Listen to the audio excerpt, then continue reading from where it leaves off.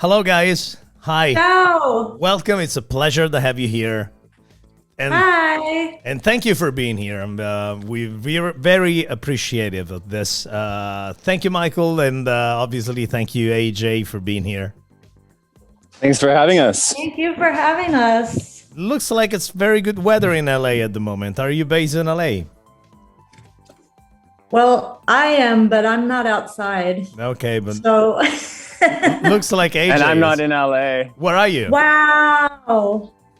I live in a little tiny mountain town in the Columbia Valley in Canada.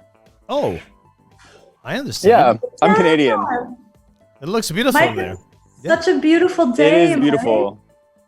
Yeah, it's great. I just went for a run, chased some deers. Some deers chased me. It was fun. AJ, Wow. can I Yes. ask you for a favor? Sorry, Mike, can I ask you for a favor? Can you turn the phone horizontally on landscape view so we can get a full... Oh, beautiful. Thank you. There we go. That's Look at that landscape. And do we get to see you? Yes, occasionally you do get to see me. Here I am. There he is. Yes.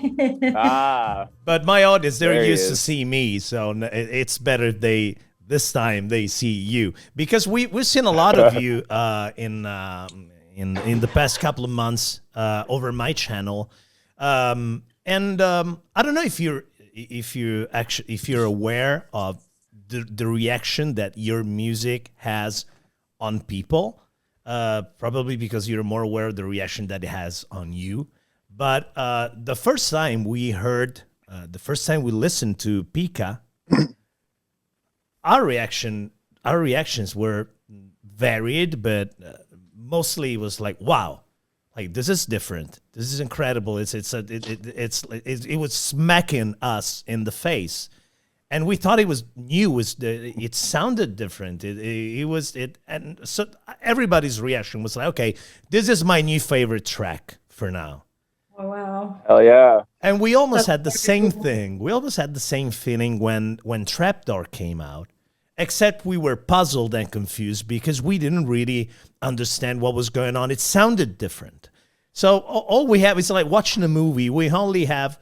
We only watch like half of the movie because on July you're gonna release an EP, so we don't know how many tracks are gonna be in the EP. We don't know what the EP is gonna sound like. But it's like we watching a trailer of a movie, but so far so good. It's incredible. So are you aware of this type of reaction that people have when they listen to your music, or it's just new? What do you get from people when asked about your music?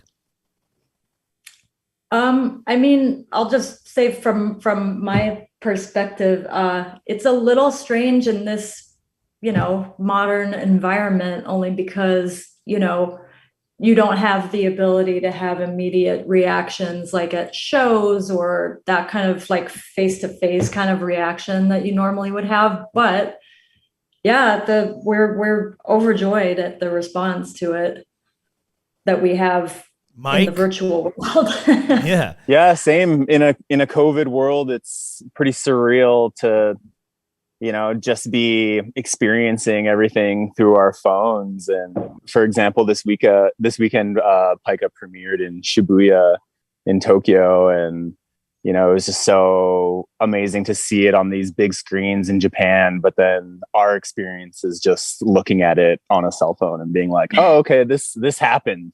And yeah. It's real, it's happening. But it just definitely doesn't feel the same way. We're used to playing live and being with people and fans and experiencing music culture and art in like a physical sense. So I like how you said that it feels like you're watching a trailer, and that's exactly what it is. There's 2 more chapters coming. 2 more. And okay. There's 2 more coming, and once those 2 are out, we're going to be releasing it as a whole. And we decided to make a video sort of concept movie out of this album. So you are just getting sort of half of the movie right now, and we're extremely happy to see that to hear that it's going over well. Yeah, but even with movies, you get filmmaker, and then he together with the producer, he decides for a cast. So he will cast actors, he will write a screenplay and everything. So I want to take it to like step one. How did the whole project start? Because obviously Greg and AJ already worked together, but who decided to create this trio? And then we'll get into the music. Well, Preoccupations had just played a show in Washington. It was in DC. Was it Washington? Mm-hmm. Yeah. So we just played a show, and we heard from Greg that he was just around the corner performing with AJ. And I was just like, what the hell? And just rushed quickly out of our stage at our 930 Club in DC, just to run around the corner and to catch these guys. I think I was still wearing all my drumming gear and was like literally dripping sweat, like still covered. Because you were opening for Idols? Idols or Fools? No, that was the Fools tour. Right. Yeah, Preoccupations was on a run with Fools. And it just was like this really amazing experience going from like this big booming like lights and smoke and strobe to like going like around the corner into this like quiet like lounge and seeing AJ and Greg, and they had a pianist and a drummer playing with them. And just I was just so taken aback at that moment. And then we just kind of hung out afterwards and talked, and I was kind of just like, if you ever want any drums, let me know. And then AJ, take it from here. I don't know. Yeah. It was we were playing at the Black Cat in like the back room of that place that they had. And it was a show that was, like you said, super intimate, like the stuff that Greg and I had done on that other EP that we did together. And you had said, let's do something someday. And then, I don't know, we just like decided to do it at some point. And then you said, hey, we should definitely have Proto-Gregor involved. And he was into it. And he recommended we do it out here with Sonny DePerry, who produced Relatives in Descent for Proto-Martyr, among other things. And it just kind of happened, and then we got shut down like the second after it was finished. Wow! So that was the last studio experience any of us had. But it was a really cool concept. Like we just had 6 days to put it all together, and we had 3 days in the studio, and it was really like just a project about, not really having any derivative inspirations, not really having like a plan at all. It was just sitting down with 2 other musicians and like on the spot, just seeing what you could come up with and trying to work it. And there was a little bit of pressure there, but I just felt like, it was just really fun, really exhilarating just to not give a fuck and just see what we could come up with. And I was utilizing this new technology with these drum triggers. It's this company called Sunhouse Percussion. And I'm able to MIDI map some tones, some notes, and some sound effects off of my drums. So that really like encompassed kind of the sound of the first 2 songs. I was just sort of running through my patches, some stuff that I was kind of brainstorming and working on. And Greg and AJ just started playing on top, and we were all just kind of like, okay, I think this sounds fucking crazy. Like, is it just me, or you guys? Are you into this? And everyone was just like, yeah, we're into it. And I don't know, the best feedback I heard, like one of my friends just said it's kind of has like the sound of machine learning. It's like sort of this like really inorganic kind of sound effects and all these extra synthesized tones and really put together like mechanical parts moving, but then just combined with like actual playing. And, all the songs were recorded live off the floor. We didn't do any more than 3 takes per song. And, it's just so hard not to dissect music nowadays, like with the technology we have to just dive in there and move every single note and every single thing. So I really liked that it was kind of combining this like really like inorganic sort of pre-composed patches with just this really organic playing. So it's completely live. You didn't know what it was going to sound like. you didn't have a starting point at all, like Well, when we got together out here, my house, I have a little kind of studio thing in the back, and we just hung out. These guys were out here for like 2 weeks. The first week was writing, and that was it. Like we just, yeah, exactly, showed it. The only thing we had sort of prepared was something that's coming out later. Okay. But then the other things, we all just sort of sat down. And I remember one of them, I don't remember which one it was, but I had to go like pick up my daughter or something. And I came back and they had been working on something and they're like, check this out. And I was like, yeah, that's great. Let's like go from there with that. So we, like Mike said, we had like 5 or 6 days to write all this stuff. And yeah, it just sort of happened. And then once we got to the studio, we had them sort of ready to go, which was important because we only had that week to record. So 3 studio days. Tight, wow. You know, and it was. So you can tell from listening to Pika that it could come from a jam. You know, there are not many harmony variations, chord variations. It's all more like a jam, and it works on its power, on his musicianships more than on variations. But Trapdoor it's a bit of a different story, and rhythmically especially, and this goes out to Mike. It's a very weird rhythmical song, probably because of all the artifacts that you brought into the track, right? Exactly. What was from the process? Triggers. Okay, so Sorry, go ahead. So yeah, that was those were the triggers in action. That's what they do. They make it sound a little off.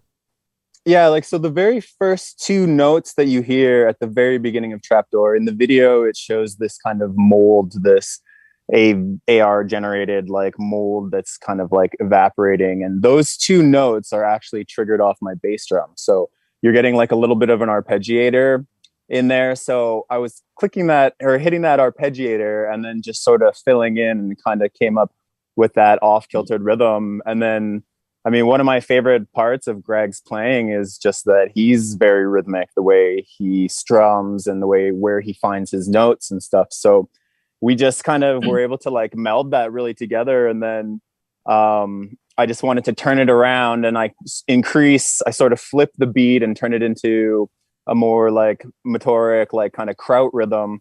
And I'm increasing the amount of kicks, and then that's gating the arpeggiator. So the arpeggiator isn't able to make it through the entire sequence and let all the notes out. So that's where you kind of get this like sort of idling, like sputtering, like that kind of sound it's the sort of bouncing of the arpeggiator that's coming off of my kick drum. So it's like kind of mind blowing that I can like, you know, just kind of write these sketches. And then that moment where Greg's guitar comes in was just like, oh, it just gave me like full body shivers. I was just like, yeah, that's enough. Like, you know, and his chord progression is pretty simple, but it's just having a really, really amazing rhythm. And I don't know, I think we were listening to like a lot of Afrobeat because we were just hanging out in the sun. It was like LA, me and Greg. It was February. We were coming from Canada and Detroit, like freezing our asses off. And so we were just kind of like thawing out in the sun in AJ's backyard. And a lot of Afrobeat just has those really amazing, like kind of really fast strumming, like like that kind of stuff. So yeah, we were just kind of pulling from a lot of different places, but like we said, just really unconsciously, subconsciously, just sort of like letting it come out because we weren't sitting down and writing everything out, deciding what we want to sound like, who are our main influences, what kind of scene do we want to fit into. Like all of that was just completely out the window. And that's just one thing that I just really love about this project was just that. AJ, then you started dropping vocal lines on top of the musical parts of the song, the musical backbone of the tracks. And my point is, even so, the lyrics they're not like something you can improvise. There's a lot of structure in the lyrics. So what was the workflow? First, the melody, and then you started adding and lyrics to that? Yeah. So yeah, after we nailed it, we just would play it through because I'm playing bass on those as well. Yeah. So we wrote that, got through that and stuff. And I had no lyrics or melody or anything for the week that we were practicing these in the studio, in my studio. And I said, just, trust me, I'll figure it out. And I just sat with the sort of voice memo recordings that we did. And I just played them and sort of went to the piano and sort of plinked out what I thought was a good melody and saying what I thought was a good melody over them, sent that to these guys to just say, like, here's what I'm thinking melodically. And they would, say a comment or not. And then honestly, the lyrics kind of, a couple of them didn't really get done until we were actually there recording it, because I just needed to hear what it really sounded like, and then sort of go off of that energy too, like how it was going to sound. But it's pretty, I don't know. I write pretty much just off of what it sounds like. Like the themes of them are definitely there, but they kind of came out of just how the words sound, and they kind of took shape after how they sounded pretty much. On some of them, one or two of them had like, this is going to be about, like 𝗧𝗪𝗏, for example, was always going to be about the condition of 𝗧𝗪𝗏, which is, when you're pregnant and you have this craving. Sometimes women have this thing where they want to eat things that are not normally edible. And it's just this bizarre physiological thing that sometimes happens. So I knew that was going to be about that. Yeah. And we were talking about eating dirt for some reason in your backyard. Oh yeah, that's right. I don't know how. Yeah, exactly. Yeah, who knows how we got started on that topic? Yeah, exactly. Something about who ate dirt when they were a kid or not. Right. I was definitely a dirt eater.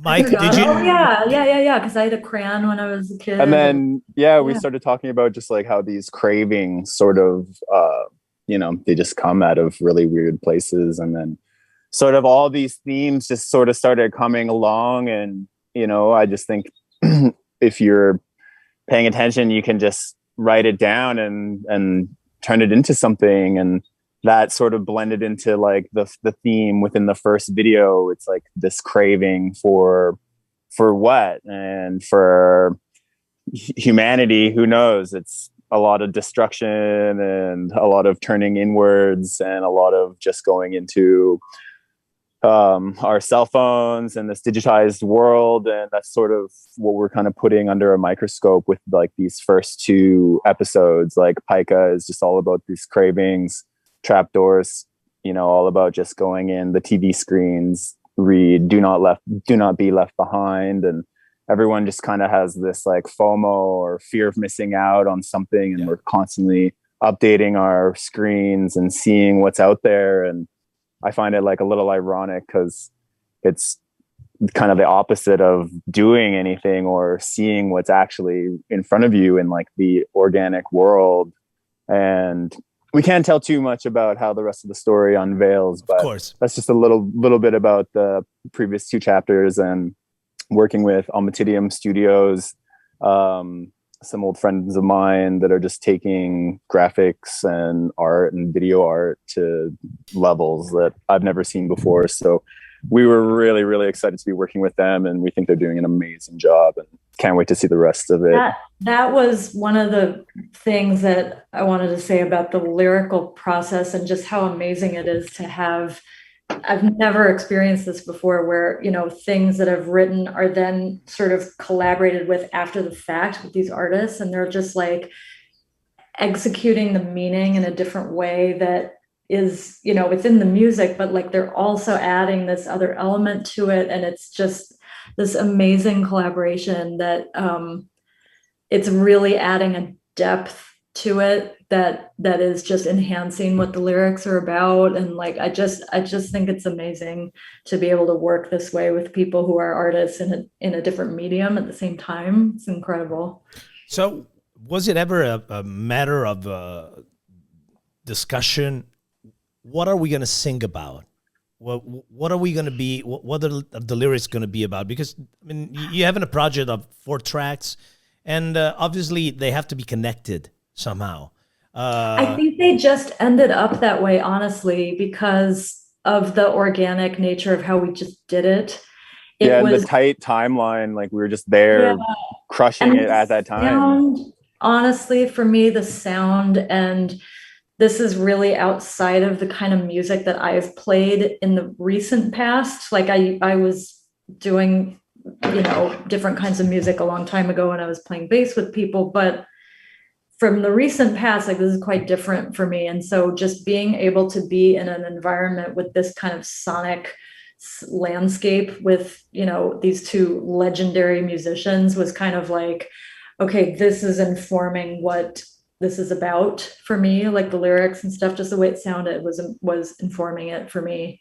So it did end up having a theme, but when we first started writing it, it wasn't like, oh, this is going to be about, decay, and it wasn't spelled out like that, but it became that through us creating it together, which was amazing. With a lot of the lyrics, like AJ said, were kind of just, she had sort of the outline or the body put together, and then just like the final pieces, it was like, does this work? And this, and just getting feedback from us at the time. And it was just kind of easy to sort of like, it sounds very abstract, but when you're like kind of in that moment, you can sort of tell you're like, nah, or like, oh yeah, that like fits, it just works. Okay. And you just have to sort of just be on it and be able to tell and decide like in that moment. That's also how you can tell it's a good, not to like toot our horn, but this fit of these 3 people is like kind of, it was so easy. It was so natural. And just the fact that this thing was made in 2 weeks time from writing, the first jam we ever did to finishing the record was 2 weeks, which is not a usual thing for people who've never played together before, so it was, I mean, the 3 of us, we've all variously played with each other, but like the 3 of us together was amazing. Did Sonny the Perry have a saying in this project? Like what was his role? Did he work on your sound? Did he suggest solutions? What did he do? Well, his main thing was that he had worked with Greg before, so he was really adept at that sound and what, they knew kind of what he sounds like and what that was going to be like. But apart from that, I mean, he kind of let us do our own thing, didn't he? Oh, totally. And we let him do his own thing. Like even the mix, I don't even really remember writing like any mix notes. I was just kind of like, yep, sounds good. It's just, I mean, so it just kind of went both ways. He came in and he helped me sort of figure out like just kind of how I was going to output all of the triggers and how we were going to like utilize that. And I just sort of like wanted to like prepare how those sounds were going to be conditioned and treated. And it was really simple. He was just kind of just like, make sure they're all coming down on their own line, and just gives him more control in the end rather than having just like a stereo mix or one line or whatever. So honestly, it was pretty minimal. I didn't know until today. I didn't know about pica being a condition. So it really impressed me because I thought it was very clever to write a song and just to come up with that idea. Mike, were you aware of the condition? Did you know that it existed, or was something that AJ brought to the trio, and then you thought, "Wow, this is a really cool, topic. We can work something out of this." Yeah, totally. Like it just happened fully organically, and I didn't know about it. But like I said, for some reason, we're talking about who ate dirt as a kid or not, and then AJ just started talking about how, during pregnancy, especially, mothers will often just kind of get these really wild cravings, like, chalk on the tips of your lips. That's about, the craving for eating just like chalk dust and Wow. and all this stuff. And I've never been pregnant, not yet. It gets dangerous sometimes. Like they'll eat glass and they'll eat like it's really intense. And like things like detergent, like powders and stuff. Like it gets really intense. I just thought it was a cool idea about like how it goes with the baby as well, like that relationship of like being a host for something and feeding it and stuff. It just felt kind of gross and fun. I'm a mom, by the way. Oh yes, yeah. You said that, but actually, it's kind of weird because if you think of it in a COVID time, where you lose taste, right? You're dealing with something that it kind of makes everything taste good. Right. And you feel like you want to eat everything. And probably when it's the opposite of COVID for a record that comes out in a time of COVID in a way. That's really funny. Just made me think that. But okay, then 𝗙𝗏 came out. And obviously people knew who you were and they were very interested in this formation, this trio, because it's like a super band. But then, somebody must have played it and reactions started flowing in. So how were people reacting to that track? To Trapdoor or? To 𝗙𝗏. Oh, to 𝗙𝗏. Really well. Was it? Yeah. Were you expecting the sort of reaction? Like, what were they saying? Well, honestly, like it was a bit discouraging just living in a COVID world, and we had reached out to a few different labels and everyone shot it down, and it was like a little bit like and then once we decided that we would just go ahead with it and do a self-release campaign and decided to release it as a video series and sort of dissect like what's happening right now with art and media and the way people are interacting and consuming art. I just thought it was amazing to see the video just had tons of hits and people were going crazy over the graphics and people loved the heaviness of the song and even just the intro of the song, that's just the drums with the Sun House. Those first 4 bars is just all the triggers and all the drums, and it just kind of felt like this really powerful statement, and tying into all that was just really awesome.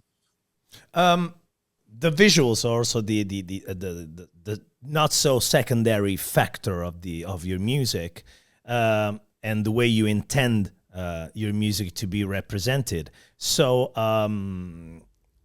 what was the idea?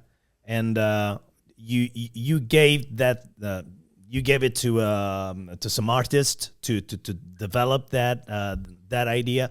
What did you tell them, and how did you want it to look like? Are you also satisfied with how it looks like?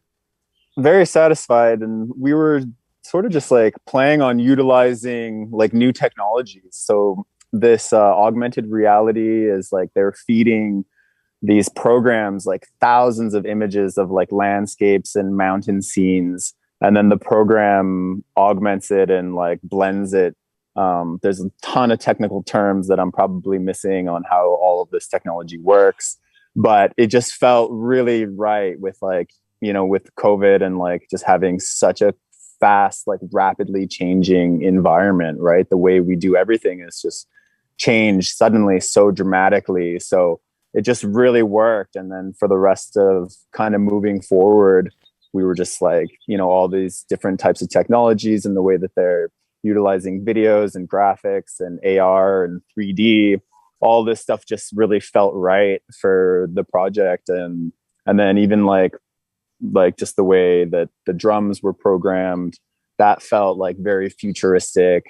And so it just kind of all tied in. What do you think, AJ? Yeah, I mean, I think also you mentioned like how quickly everything changed, including, music and how to be a musician. I mean, right now is just completely upended. Even more so for, Mike and Greg, who, are touring all the time, which I wasn't doing. So it just felt like all these pieces sort of fit together to make the correct statement that we all wanted to make. And it wouldn't have happened without the perfect combination of like us three, those guys. And it just, it is like you said, Enrico, it's just it's a vital part of the project is the visuals. Like it wouldn't be Bloodslide, I don't think, without that. That's part of the project, is like it's all together. So that it's just it's so new for everybody. It's new for us, it's new for them. And I think what people react to also is that it's new for them as an audience. Like they haven't seen stuff like this before. And that's the goal. We're hoping that, this is new for everybody and that they're experiencing something that is new in a time when it's, on the one hand, like really refreshing to see new things, but on the other hand, it's like speaking to the confusion of how new everything is. So it's reflexive, but it's also like a relief to me. That's like how it feels to me. There's a lot of technology being used in your project, but at the same time, it feels like you're sort of critical towards technology, or probably some of the aspects of technology, how technology gets to be used. Maybe it starts as a great idea, but then it turns into something probably lethal towards our lifestyles. Exactly. You mentioned the word organic. You mentioned the word organic quite a few times, which it's in contrast if you think of your music. Because it sounds futuristic, so it's a very vivid contrast that you're placing in front of the listeners. Exactly. Mm-hmm. Sorry, yeah, I didn't form it as Definitely. a question. Yeah, but it's working. Was it intentional?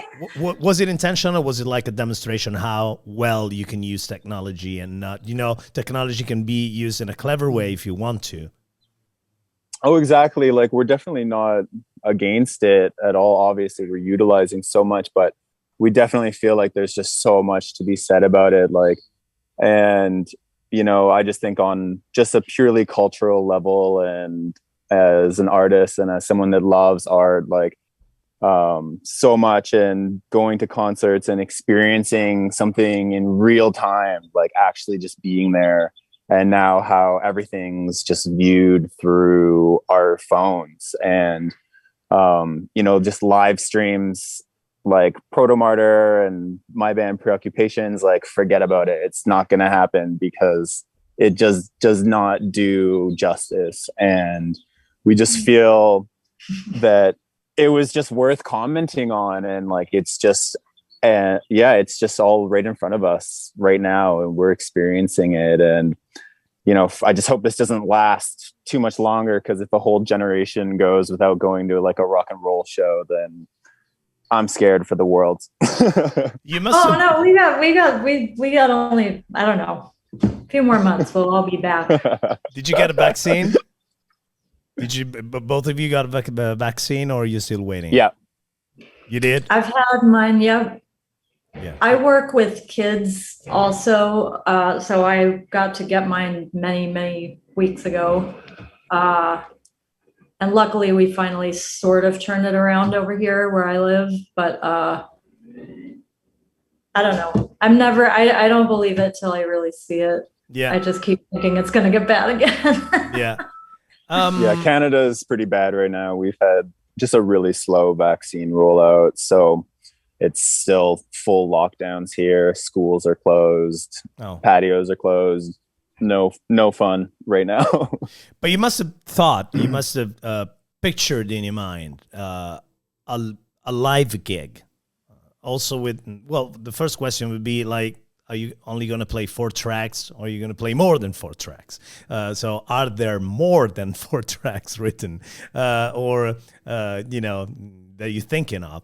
But have you pictured in your mind how to represent your music live? Is it going to be like Tool, who use a lot of visuals and they're like in the shadow, or are you thinking something completely different? Like Gorillaz, Gorillaz, they had a panel and they were behind the panel, so you can even see them. Are you thinking of something to emphasize the visuals? I think anything's possible at this point. Have you discussed it? There's a few ideas rolling around. But you're not giving those away, right? Well, not yet. I don't know if we're giving them away to each other either. No, it's literally an open-ended situation. Like anything's possible. No idea. Okay, on the state of music in general, it's pretty hard to innovate. And mostly innovation comes from whoever deals with electronics, with electronic sounds and machines. It's way harder to innovate when we talk in rock music because of the limitations of the instruments, and because probably we've already mixed it with every other genre. We tried every combination. But your music feels very innovative, and it's something that really surprised me and us as a community, because it's rare. And obviously there's a huge scene right now in the UK, and there's a lot of jazz and brass involved. There's a lot of yes, there's a lot of creativity over there. A lot of bands made of youth, just kids, 20-year-old kids. Yes. So my question is, how do you innovate nowadays? Is it a prerogative of musicians, or maybe you just don't want to innovate, but you end up innovating because what you're doing is new and you didn't mean it? I mean, well, I think that's the greatest. That's the greatest compliment, So thank you. Yeah, but thank you.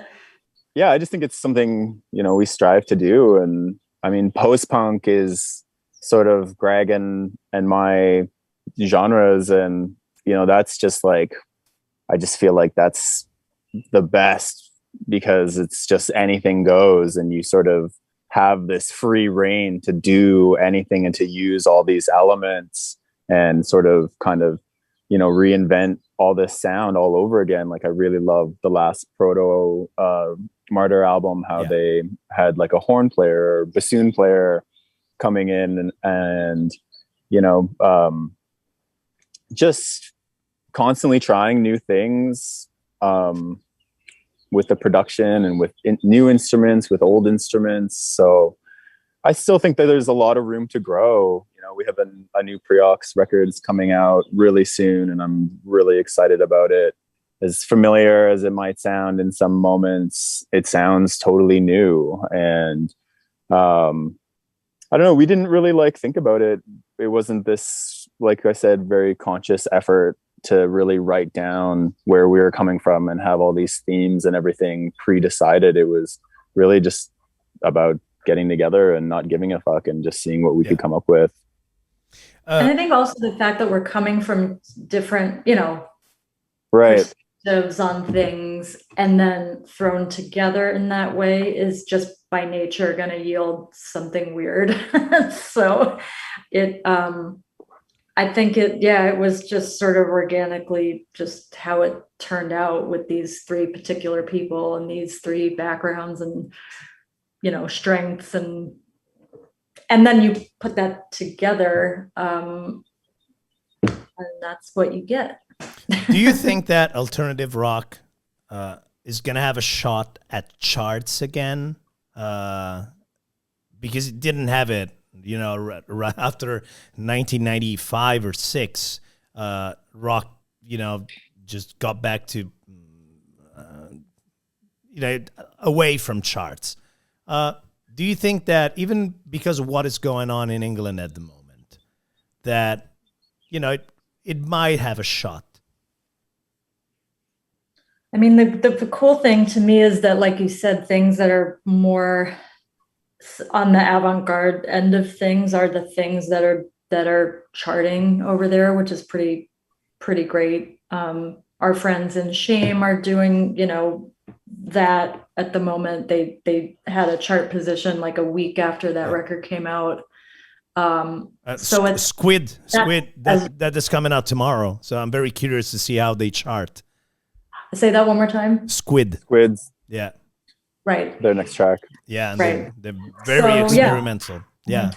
That's as rock, as it gets. So, I mean, I think it seems like, at least over there. Over here, unlikely, I think, but who knows? It's such a wild west right now. It's kind of like anything is possible, which is exciting. I mean, it's kind of terrifying at the same time, because like no one knows what's gonna hit, what people are gonna like. Like it's so up in the air. I personally love the games. Yeah, the game's completely changing, and Right. technology plays a big part in that, where artists are able to do their own self-release campaigns, and they're not relying on big business and all these structured formulas and all these like gatekeepers of the industry to be telling people what's popular, what they should be listening to, what's going to be charting, because who's paying off what DJ and what radio station and all those kinds of things. It makes it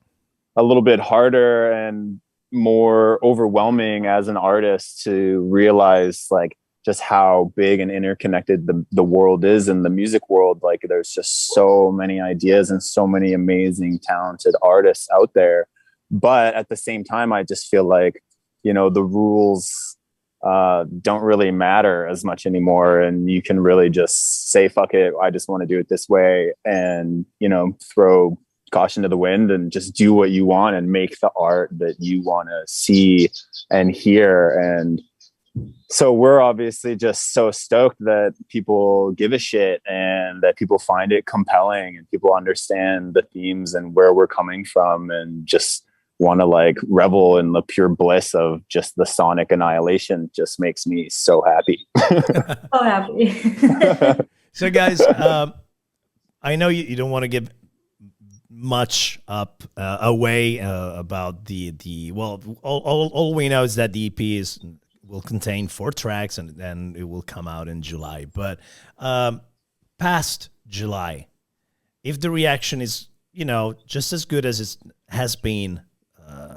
up till now, are you planning, or are you discussing the possibility, the idea of a full length?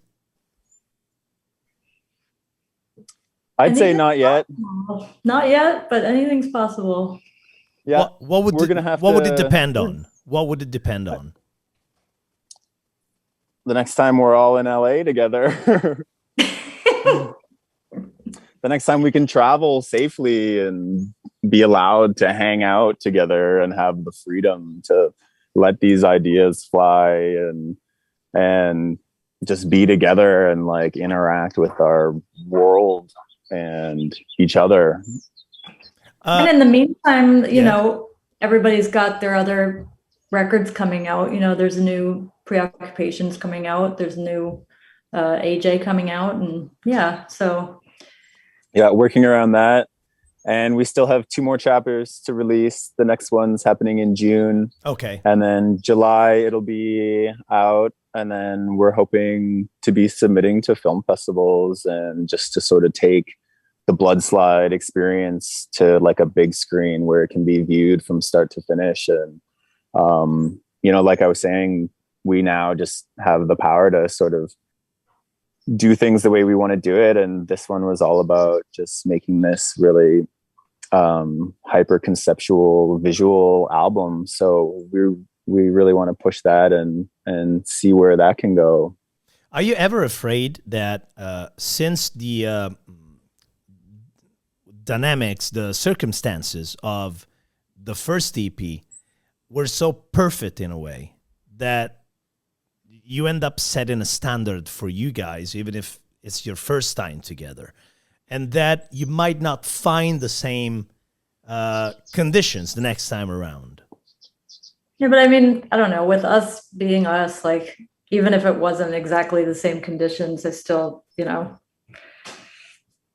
I don't know. It'll still be good. It's like, something different, but still creative, you know? Yeah. I mean, we're all just sort of in the mindset where, you know, we just kind of want to constantly be challenging ourselves and not really settling for less. So not too worried about it, and just don't really let those thoughts have much precedence.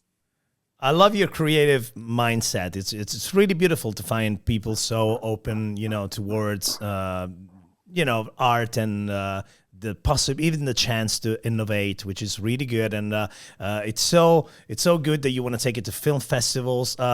Venice is a film festival which is quite famous, and I hope to see you there if it happens, if Venice even happens. But if you that would be like a dream. That would be like, I don't know how to even explain what a dream come true that would be. Exactly. But remember that if you want to tour, and if you end up playing in Italy, you do have a place to stop by and visit, because I really want to see you guys in person, and you know, cover your gig will be a great chance for me. So, you know, thank you so much. It's been very, very, very interesting for me and awesome. And for the community. So thank you guys. Good luck. Thank you. Thanks so much for having us. Oh yes, I'll check you out in June and in July. Good luck with everything. Okay.